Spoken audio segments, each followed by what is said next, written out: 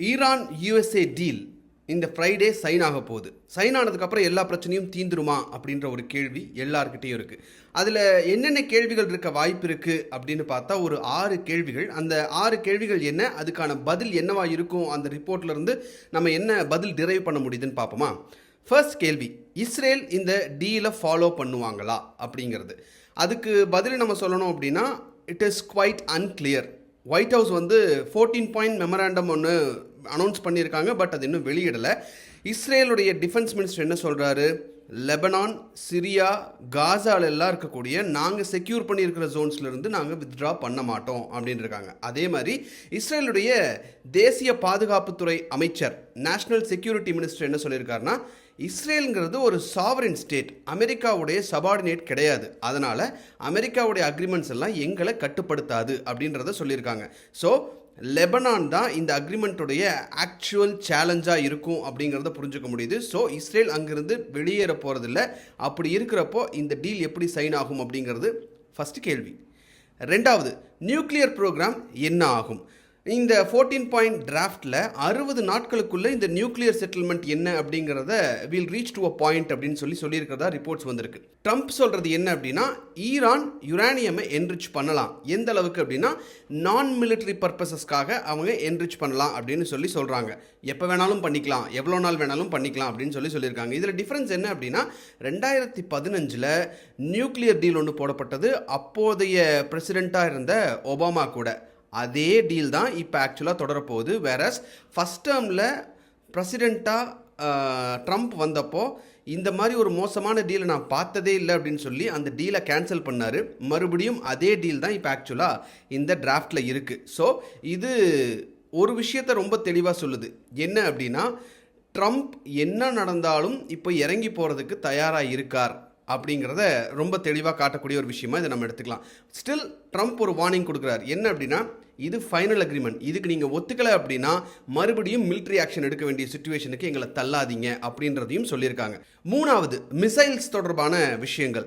வார் தொடங்கும் போது ட்ரம்ப் தரப்புலேருந்து வைக்கப்பட்ட டிமாண்டில் முக்கியமானது என்ன அப்படின்னா, பேலிஸ்டிக் மிசைல் ப்ரோக்ராமை அவங்க கம்ப்ளீட்டாக டெமாலிஷ் பண்ணணும் அப்படின்னு இருந்தாங்க. அது மட்டும் இல்லாமல் ஹிஸ்புல்லா, ஹமாஸ், ஹவுதி மாதிரியான ஆர்ம்டு குரூப்ஸுக்கு இவங்க ஃபண்டு பண்ணுறதை நிறுத்தணும் அப்படிங்கிறதையும் சொல்லியிருந்தாங்க. ஆனால் இப்போ வரக்கூடிய ரிப்போர்ட் சொல்கிறது என்ன அப்படின்னா, இந்த மிசைல் ப்ரோக்ராம் மற்றும் இந்த அலைட் குரூப்ஸுக்கு சப்போர்ட் பண்ணுறாங்கல்ல, அது சம்பந்தமான டிஸ்கஷன் இந்த அஜெண்டாவில் இல்லை அப்படிங்கிறது தான் ஆக்சுவலாக நமக்கு வரக்கூடிய ரிப்போர்ட்ஸ்லேருந்து தெரிஞ்சுக்கக்கூடிய விஷயமா இருக்குது. விச் இன் கேஸ் இது நடந்தது அப்படின்னா வாஷிங்டன் ஈரானுக்கு ரொம்ப பெரிய கன்செஷன் ஆக்சுவலாக இதில் கொடுத்துருக்காங்க அப்படின்னு நம்ம புரிஞ்சுக்கலாம். அந்த கன்செஷன் அவங்க கொடுத்துருக்காங்கன்னா எவ்வளோ தூரம் அமெரிக்கா இறங்கி போகிறதுக்கு ரெடியாக இருக்காங்க அப்படிங்கிறத நம்ம அதிலிருந்து புரிஞ்சுக்க முடியுது. நாலாவது கேள்வி, ஸ்ட்ரெய்ட் ஆஃப் ஹார்முஸ் என்ன ஆகும் அப்படிங்கிறது தான் எல்லாருமே பார்க்கக்கூடிய விஷயம். ட்ரம்ப் என்ன சொல்கிறாரு, டோல் ஃப்ரீ, அதாவது டோல் இல்லாமல் இதை நாங்கள் ஓப்பன் பண்ணுறதுக்கு ஆத்தரைஸ் பண்ணுறோம் அப்படின்னு சொல்லி ட்ரம்ப் சொல்லியிருந்தார். இதே விஷயத்தை ஈரானுடைய சுப்ரீம் நேஷனல் செக்யூரிட்டி கவுன்சிலும் என்ஷூர் பண்ணியிருந்தாங்க. ஆரம்பத்தில் மைன் ரிமூவல், அதாவது எந்த கப்பலும் வராமல் போகாமல் இருக்கிறதுக்கு அந்த இடத்துல கன்னி வெடியெல்லாம் போட்டு வச்சுருந்தாங்க கடலில் அப்படின்னு சொல்லி நிறைய நியூஸ்லாம் நம்ம பார்த்தோம்ல. அந்த மைன்ஸ் எல்லாம் ரிமூவ் பண்ணுறதுக்கான இதுக்கு மட்டும்தான், அந்த ப்ராசஸ்க்கு தான் ஸ்ட்ரெய்ட் ஆஃப் ஹார்முஸை ஓப்பன் பண்ணுவோம். உடனடியாக கமர்ஷியலாக ஷிப்ஸ் போயிட்டு வர்றதுக்கு ஆப்ஷன்ஸ் ரொம்ப கம்மியாக தான் இருக்கும் அப்படின்னு சொல்லியிருக்காங்க. ஆன் த அதர் சைட் இதெல்லாம் பேச்சுவார்த்தை போயிட்டு இருக்கும்போது ஈரான் அந்த நெகோசியேஷனில் ஒரு விஷயத்தை உள்ளே சொருகிறாங்க. அது என்ன அப்படின்னா, $2 மில்லியன் ஒரு ஷிப் வந்துட்டு போகிறதுக்கு பேமெண்ட் பண்ணணும் அப்படின்னு சொல்லியிருந்தாங்கல்ல, டோல் கொடுக்கணும் அப்படின்னு. இப்போ அந்த டோல் கிடையாது அப்படின்ற ஒரு விஷயம் வருது அப்படின்னா, மேரிடைம் சர்வீஸ் ஃபீ அப்படின்ற ஒரு ஃபீயை நாங்கள் போடுவோம் அப்படின்ற ஒரு விஷயத்தை இந்த டிராஃப்டில் சேர்த்திருக்கிறதா தகவல் வந்திருக்கு. ஏன் அதை பண்ணுவாங்க அப்படின்னா, இது ஒரு ஸ்ட்ரெய்ட் ஆஃப் ஹார்முஸ் அப்படிங்கிறது நேச்சுரலாக உருவாக்கப்பட்ட ஒரு ஸ்ட்ரெய்ட், இயற்கையாக உருவான ஒரு ஸ்ட்ரெய்ட். அப்படி இருக்கக்கூடிய ஒரு ஸ்ட்ரெய்ட்டில் நீங்கள் சட்டப்படி, இன்டர்நேஷ்னல் லா படி எந்த டோலும் வசூலிக்க முடியாது. வேறஸ் ஒரு கண்ட்ரியுடைய டெரிட்டோரியல் வாட்டர்ஸ் அவங்க யூஸ் பண்ணுறாங்க அப்படின்னா அதுக்காக அந்த நாடு ஒரு சர்வீஸ் ஃபீயை லெவி பண்ணலாம்.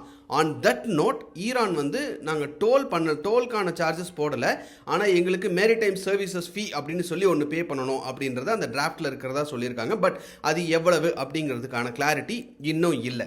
அடுத்த கேள்வி, சாங்ஷன்ஸ் எல்லாம் கம்ப்ளீட்டாக இமீடியட்டாக லிஃப்ட் ஆகுமா அப்படிங்கிறது ஒரு முக்கியமான கேள்வி. உடனடியாக இல்லை, நடக்கிறதுக்கு வாய்ப்பு இல்லை அப்படிங்கிறத நம்ம புரிஞ்சுக்க வேண்டியது இருக்குது. டிராஃப்ட் அக்ரிமெண்ட்டில் ஆயில் சேல்ஸ்க்கான ரெஸ்ட்ரிக்ஷனை கம்ப்ளீட்டாக சஸ்பெண்ட் பண்ணுறோம் அப்படிங்கிறத சொல்லியிருக்கிறதா தகவல் வந்திருக்கு.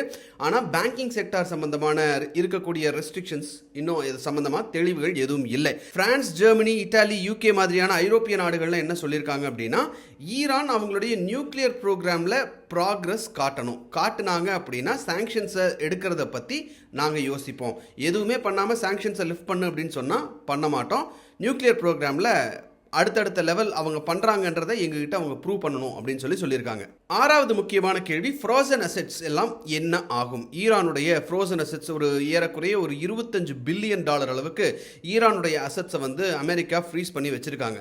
இது இந்த நெகோஷியேட்டிங் பீரியடில், அதாவது அந்த 60 டே நெகோஷியேட்டிங் பீரியடில் என்ன பண்ணுறது, எப்படி ரிலீஸ் பண்ணுறதுங்கிறத நம்ம டிஸ்கஸ் பண்ணுவோம் அப்படிங்கிறது அந்த டிராஃப்டில் இருக்கக்கூடிய முக்கியமான விஷயம். ஆனால் இதில் ஈரான் என்ன சொல்கிறாங்க அப்படின்னா, நீங்கள் 50% ஆஃப் த அமௌண்ட் எங்களுக்கு ரிலீஸ் பண்ணால் தான் நாங்கள் ஃபைனல் நெகோசியேஷனுக்கு வருவோம்னு ஈரான் சொல்றாங்க. அந்த அதர் சைடு அமெரிக்கா தரப்புல இருந்து யுஎஸ் உடைய வைஸ் பிரசிடென்ட் ஜேடி வான்ஸ் என்ன சொல்றாரு அப்படின்னா, ஃபண்ட்ஸ் ஆட்டோமேட்டிக்கா ரிலீஸ் பண்றது அப்படிங்கிறது நடக்காது. ஈரானுடைய கம்ப்ளைன்ஸை பொறுத்து தான். இப்போ நம்ம ரூல்ஸ் எல்லாம் போடுறோம், டிராஃப்ட் எல்லாம் பண்றோம். இந்த டிராஃப்ட்டை ஈரான் எப்படி ஃபாலோ பண்றாங்கன்னு அந்த கம்ப்ளைன்ஸை பொறுத்து தான் கொஞ்சம் கொஞ்சமா இந்த எக்கனாமிக் பெனிஃபிட்ஸ் அப்படிங்கிறத ரிலீஸ் பண்ணுவோம், இந்த சாங்ஷன்ஸ் எல்லாம் நாங்கள் ரிலீஸ் பண்ணுவோம் அப்படிங்கிறத தெளிவாக சொல்லியிருக்காங்க. ஸோ இப்படி எல்லாம் இருக்கிறத நம்ம பார்க்கும்போது இந்த அக்ரிமெண்ட் சைன் ஆனாலுமே ஏறக்குறைய இந்த ப்ராப்ளம் இப்போதைக்கு முடிஞ்ச பாடில்லை. வேற இன்னும் 60 டேஸ் அதுக்கான அந்த டிராஃப்ட்டுக்கான பீரியட் இருக்கிறதுனால ட்ரம்ப் இந்த பக்கம் எந்திரிக்கிறாரா அந்த பக்கம் எந்திரிக்கிறாராங்கிறத பொறுத்து எல்லாமே மறுபடியுமே தலைகீழாக மாறுறதுக்கான வாய்ப்புகள் இருக்குது அப்படின்னு தான் நம்ம ஆக்சுவலாக புரிஞ்சுக்கணும்.